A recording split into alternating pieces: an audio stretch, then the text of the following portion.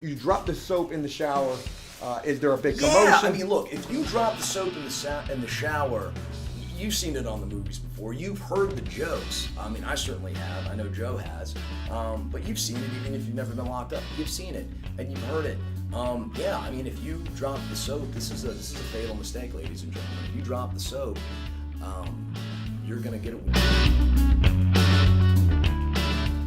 What's going on, everybody? Welcome to After Prison Show, and in this video, we've got a special guest. This is my good friend Yonni. This is a guy that I spent time with while locked up, and you guys have already seen what it was like for Yonni getting released from jail and what that entire experience was like. But Yonni, come on in here, and I want you to show what you actually are carrying. Well, this is it. This was sort of You're what... probably gonna have to hold it up because maybe on your lap. On my lap? Yeah, just keep it on your lap. That way we can see what it is. What is this before we get to diving into it? Yeah, so, I mean, normally, it's really bad luck. I mean, as you know, to sort of take a lot, you generally, you'd want to come back with your paperwork, anything pertinent that you need to show to a probation officer, records that you want to keep long term, for verification down the road.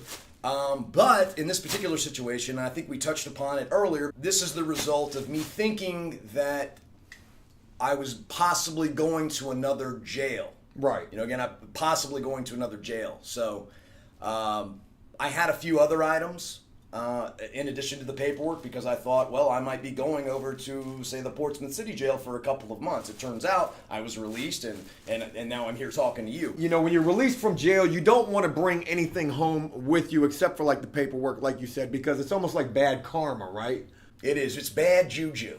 Right. It's bad juju. You want to leave, that whole experience, you want to leave all the junk and all the BS, you want to leave that behind bars. So when you give it to other guys, throw it away, whatever. And I did that for the most part. I had food and I had a bunch of stamped envelopes. So you ended up giving away all of the things, but you still have this bag full of stuff because you thought you were going to another jail. I wanted to have just enough, just in case. I know I couldn't take my food to Portsmouth with me, and I probably had $30 or $40 in food. I had some ramen noodle soups. I had some ramen ramen. Some people say tomato, others say tomato. So anyways, what exactly do you have in this bag? I really want to go through this bag and just see what you came out of this jail with.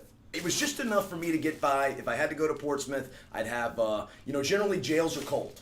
And Portsmouth City Jail is notorious as being the coldest jail in Tidewater. It's also a shithole too. It's a cesspool. It's also known as the shittiest jail, the absolute bowels of the system. So with that in mind, I had one set of thermals. I had one set of thermals. I had multiple sets of thermals.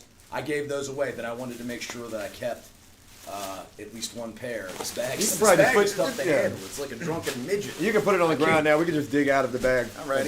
So this is one thing. This is this is something that you can't. But this is name brand stuff. This isn't Gildan or Indira, which are state brands. They're super thin. They're super crappy material. This is a deluxe. This is a come up. This is what they call a come up. This is Fruit of the Loom. And how did you acquire this? This is basically the Hugo Boss or the Versace of jailhouse thermals. How did I come up on this? A guy went home.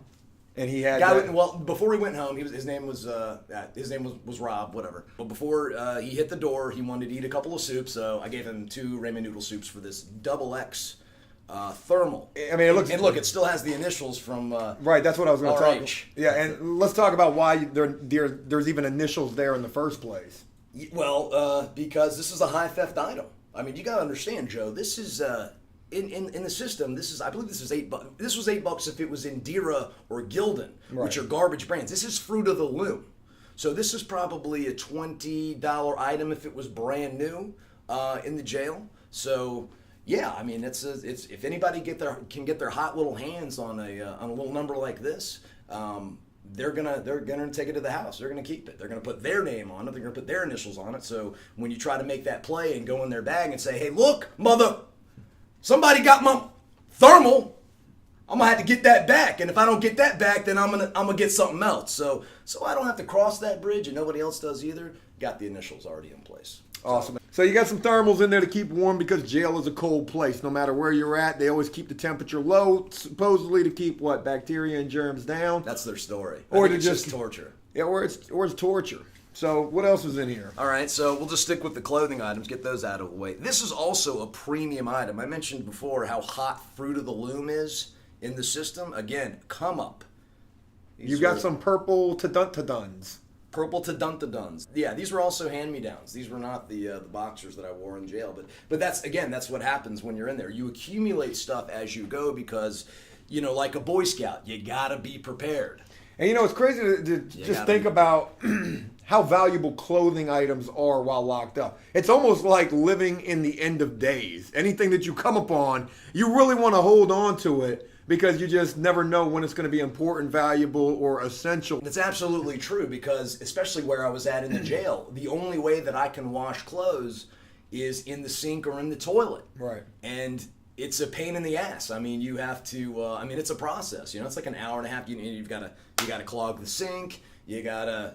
There's only so much you can fit in there. I can't throw 8 pairs of boxers in there. I can only throw. The sink is yay big. You can only throw a couple of pieces of clothing in there at a time. So in order to do a full load of laundry, we're talking about an entire day. Now you're supposed to have all white items while in there. If you would have went to Portsmouth, would they have let you keep those? It was a chance I was willing to take. And this is interesting too. If you know that you're going to jail, at least in the city of Chesapeake, and I think this stands for most other jurisdictions.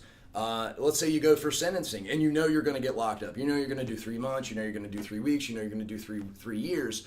The seasoned veteran is always going to have. They're going to double up. They're going to triple up. Put on 3 pairs. Put on 3 pairs of boxers, three white T-shirts, because you can carry the white stuff in there. Right, and that's a really good point that you bring up because Dave, our good friend Dave, #FreeDave, who goes to court very soon, hopefully he'll be getting released, but he found out he had a violation, had to go turn himself in. He did the seasoned veteran move, doubled up on everything, T-shirts, boxers, socks, so he went in there prepared. Yeah, you want to go with at least a deucey ball. I don't know if the folks at home are familiar with the deucey ball term. Yeah, I know what it is, but please explain to it for those who may not be familiar. Right. With it. So the one thing, a big faux pas, one thing that you don't ever want to do in the system, jail, prison, either or, doesn't matter, is ever roll out because sometimes it gets really hot. Yes, it's very cold sometimes, but other times it's scalding hot, and in that case, you don't want to wear your 2-piece, you don't want to wear your jumpsuit, you want to wear shorts, but they don't sell shorts. So what do? You wear 2 pairs of boxers. That's a deucey ball. Now some guys go Tracy ball, and that's 3 pairs. That's what you call a power move, is the Tracy ball. Now, if you're exhibiting, if you're trying to sell something, i.e. ass, AC ball. AC ball is just 1 pair. That way you get the full outline, you get the shape, you got everybody knows exactly what your ball sack looks like. And if they're interested, they know you're on the market. So you got the AC ball, the deucey ball, the Tracy ball. What did you do? You did the AC ball, or you did the not a ball? Yeah, it was straight commando game. Straight commando. No, absolutely not. No, I'm doing deucey ball typically. Although when I was feeling a little frisky, Tracy ball. Oh, I thought you meant AC ball. So no, never AC ball. Never the AC ball. If I did, I wouldn't admit to it. That's for sure. Well, hey, I only had 5 minutes to pack up, so this was sort of a speedy thing, and I had a really cool bunkmate. And when you have a good bunkmate, and he's made your time sort of easy. You can get along with him, you can talk to him. He's somebody you can sort of hang out with. Because let's face it, you spend more time around these people than you will ever spend around your family. Because I'm not going to work. I'm not going to school. I'm not going to the bowling alley. I'm not going to the pool hall. I'm not going to see a movie. I'm around these guys 24 hours a day. You will never spend as much time around your wife or your kids as you will around guys that you're locked up with. So absolutely. You want to take care of the people that take care of you. So with that in mind, I pretty much grabbed the rattiest thing I could find. I grabbed a couple of shirts and I grabbed a couple of boxers. I've got the Fruit of the Looms. Again, this is a Highline item, premium gear. If you wore that as an AC ball, you're pretty much soliciting services at that point. Yeah, I think for the mathematicians at home, I think purple boxer plus AC ball equals. You might as well be working a block. You might as well be working a street. I might as well be pimping myself out. So you got clothing. You got Yes. enough clothing because you thought you would need it for if you were going to the other jail. I got some paperwork here, and that's stuff that, you keep it as a reminder. For instance, I've got my sentencing guidelines. I'm going to keep this as a reminder because I did 11 months in a week, but it very clearly states that my incarceration range, my sentencing guidelines for the charge, Was were 3 to 4 years. And there's some information that you've kind of there's a hole in the paper.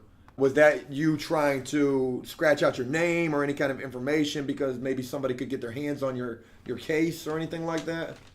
Yeah, in my case, because of my charge, I wasn't involved in a sales case or it wasn't theft or anything like that. So the odds of somebody jumping on my case, real slim. I mean, you couldn't really, unless you were in the ambulance, you can't really jump on my case. And again, for those of you at home who don't know what a case jumper is, that's someone who actually accumulates information on, incriminating information on another inmate to reduce their sentence. So They're they would snitch, actually, jailhouse snitch. Yeah, but I mean, this isn't somebody that found out this information on the street. They actually found out the information inside the jail and then use it against you in order to reduce their sentence. I mean, this is the ultimate snitch. Did you see any of that while you were in there? Oh yeah, I mean, there are guys that are sort of like written out of the block or they're beaten up, by a group because they are under suspicion or that it's been proven that they are Snitches. yeah.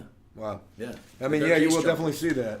The other reason I have my personal information scratched out is this is something you don't see as much in jail. You definitely see it in prison, and it is guys who take social security numbers and file false tax returns. They actually get someone on the street. I mean, it's like one of the oldest scams in the book. They figure, well, hell, I'm already locked up anyway. I'm already doing 3 years or 4 years or 5 years or 10 years or whatever. What the hell is tax evasion? Why not? And I've seen countless people who are able to, sort of become full up on their canteen and in their prison funds. Can you imagine that somebody making a false tax return claim on, with your social security number?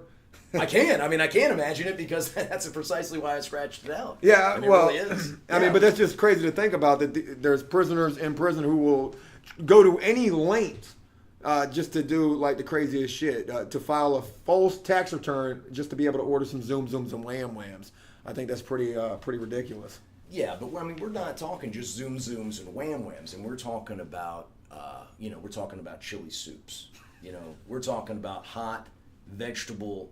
You've got shrimp, you've got chicken, and we're not even talking about Van Holt and hot dill pickles. The list goes on. Keefe Select coffee. Guys will kill behind that. Dial soap. All right. You're just scratching the surface. What else do we have in the bag? Let's move on from some paperwork. Yeah. Okay. I see a lot of books in here. Well, I did. That's what else are you gonna do? TV half the time you can't hear it because everybody, they're rapping or they're beating or they're pounding on a toilet or they're pounding on each other. So you got to fashion some homemade earplugs, Right. Tune out the world. And me, I like to read. You want to do whatever you can to generate an income while you're in there. These two items right here, absolutely critical to jailhouse gambling. One is the almanac. I mean, you could probably do 20 episodes about jailhouse gambling and storytelling. I mean, how many times have you been in a situation where somebody says, Matthew Stafford threw for 4,780 yards last year, and you can't call the guy on his BS because, and you know damn well, good and well, and he said, "Wow, I'll put $5 on. Come on, bet, lock it up, bet." You don't and I'm got like, Google. hey man, I can't. We don't have Google. You know what I do have? I got this. I got the almanac, so I can call you on your bullshit ASAP. So that's like a prison Google right there. This is it. This is the internet in a book. That's it. This is your internet. That's it. So you got the almanac. What else do you got? And then this, one thing that you go through different phases of your bid. I go through my reading phase. I go through my watching TV phase. And then, of course, I went through my poker phase. And I was actually, typically they only play like dealer's choice poker, which is, there's a lot of split pot games and, stuff that you would never, ever, ever play on the street. Absolutely. Crap like Follow the Bitch and Yeah. Chicago Kings in Your Low and Tic-Tac-Toe with 6 and Under Dookie, which I don't even think is it's actually an Indian game, Paduki. It's nothing, I've never seen anybody on the street play it. Paduki, you've got one of each suit. You need one of each suit, and it'll be like 6 and Under Dookie.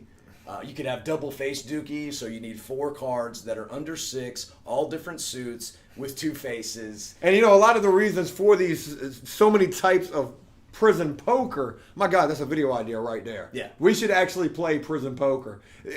The reason that it's dealer's choice is because that's another way that they can try to swindle you by having all of these. If you don't know the game, if you don't know what 6 and Under double face Dookie is, you're going to be basically just betting on something that you have no idea how to win. Right, so any poker that you'd play on the street, checking and check raising is a big part of the game.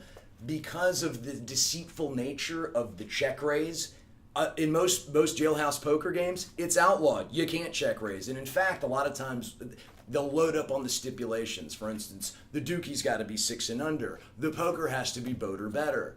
If you check it, you deck it. Yeah, absolutely.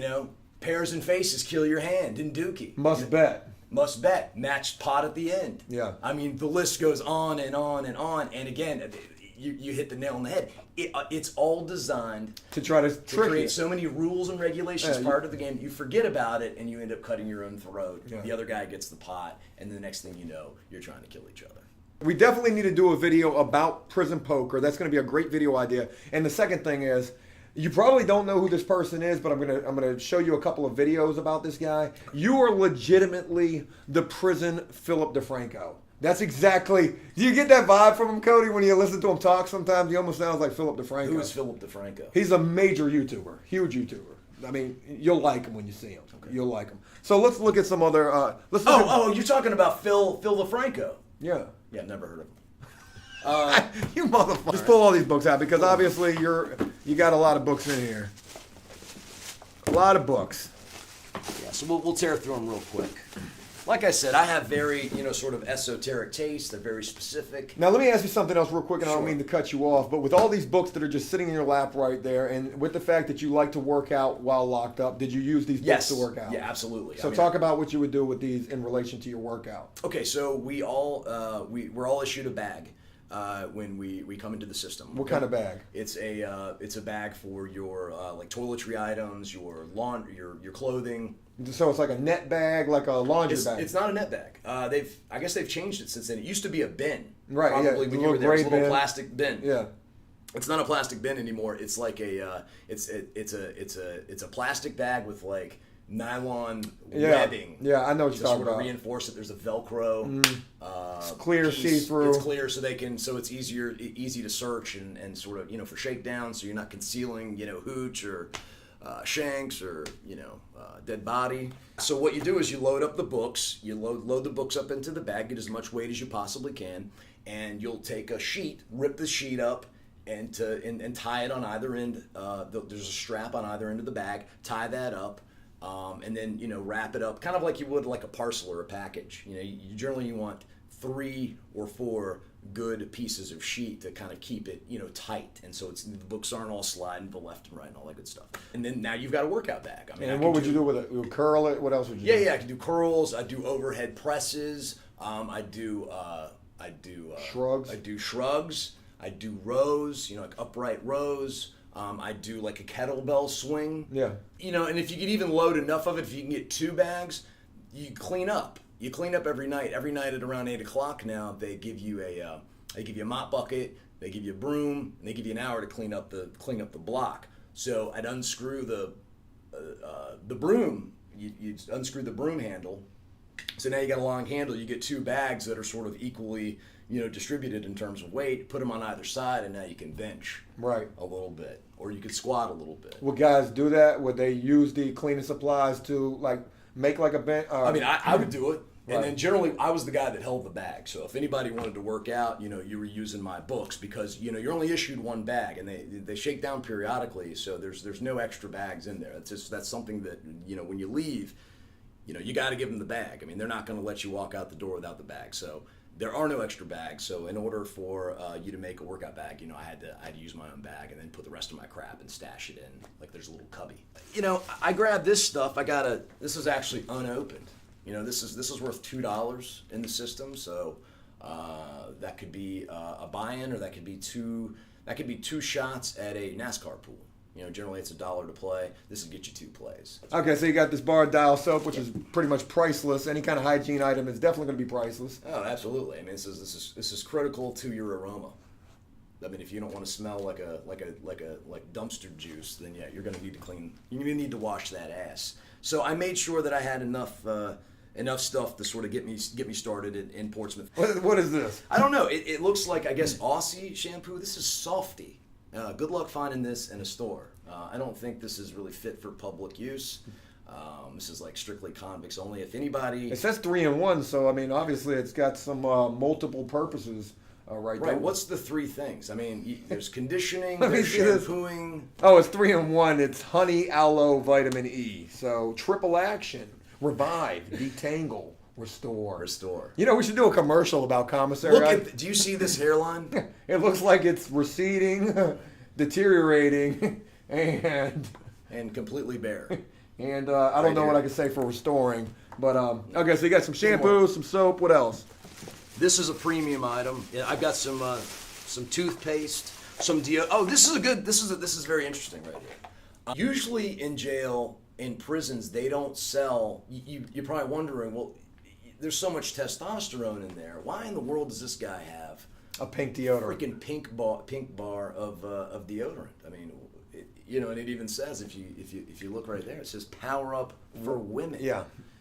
Why do I have women's deodorant? Well, the men's deodorant typically is just deodorant. There isn't an antiperspirant. They don't have men's deodorant and antiperspirant. And so it just so happens that it's just kind of an accepted thing in jail, is that smelling like a woman is where you want to be. I mean, that's sort of it's a status product. If you just have the deodorant, you're not doing it right. If you're doing it right, again, seasoned veteran, always got the women's deodorant and antiperspirant. And like you say, it's crazy to think about. You're in jail, you're full of a bunch of dudes, a lot of thugs, a lot of killers, a lot of straight savages in there. Everybody's wearing women's deodorant. Yeah, they all smell like your aunt. Your Aunt Mary. But they might strangle you to death. Yeah, they'll do that too. And then this is actually a grandfathered. I think I was the only person that I saw in the year that I was in Chesapeake that had this style of soap dish. Typically, what they have is they've got it's a one piece with a hinge. Yeah. And invariably, what happens is it always breaks because the freaking soap compartment is always it's not big enough to hold the actual soap dish. Yeah, so it gets a little water under there. It always comes out. It cracks. This one right here is indestructible, and I carried it out of there with me. So how many times did you drop the soap? I can't even count that high. And what happened when you would drop the soap? Talk about that. Like, is that a thing? Because so many people ask, oh, how many times did you drop the soap? Did you drop the soap? Like, just talk about that. You drop the soap in the shower. Is there a big commotion? Yeah, I mean, look, if you drop the soap in the shower, you've seen it on the movies before. You've heard the jokes. I mean, I certainly have. I know Joe has. But you've seen it even if you've never been locked up. You've seen it and you've heard it. Yeah, I mean, if you drop the soap, this is a fatal mistake, ladies and gentlemen. If you drop the soap, you're gonna get a wiener in your butt. That's pretty much a lead pipe block. So just. No, you're not going to get it. It's nothing. It's ridiculous. We drop the soap all the time. I've never. Nobody's like, oh, look at him trying to soap. No, because if you said that, then you're acknowledging that you're looking at another man bent over. Or you're listening to them in the shower, paying attention to their every single breathing move back there behind that little shower curtain. Which is happening. Right. Now, that's a guarantee. Out of any, out of 50 guys that you're locked up with, there's 5 of them are watching every single move you make. They're watching you. They're clocking you. I mean, they're making a list and they're checking it twice. I mean, they're definitely taking notes. I mean, there are guys that literally keep track of how many times a guy showers in a week. Yeah, absolutely. That motherfucker ain't showered in 2.5 days in 6 hours. Man, he don't ever get in that box. He don't ever get in that motherfucking box. Man, there ain't no socks in there. ain't no shots in that motherfucker. Man, get in that box. No stinking ass. Get in that box. Man, ain't no stinking ass motherfucker. Got you here, my man. We've gone through the entire bag, and Yonni, I greatly appreciate you don't even want nothing to do with this. No, I know. I'm ready to chuck that stuff in the garbage. Keep it moving, man. But I greatly appreciate you taking the time to actually like go through the bag with us, show everybody, these simple items, they have so much like history behind them. It's the craziest thing to think about. Yonni, again, thank you, man. Look, you haven't been home but like a couple of hours, and you're sitting right here doing this with us, going through this. You probably want to get as far away from this stuff as you possibly can, and yet you sat here and went through this with us. So I greatly appreciate you for doing that. Only for you, my friend. Well, thank you.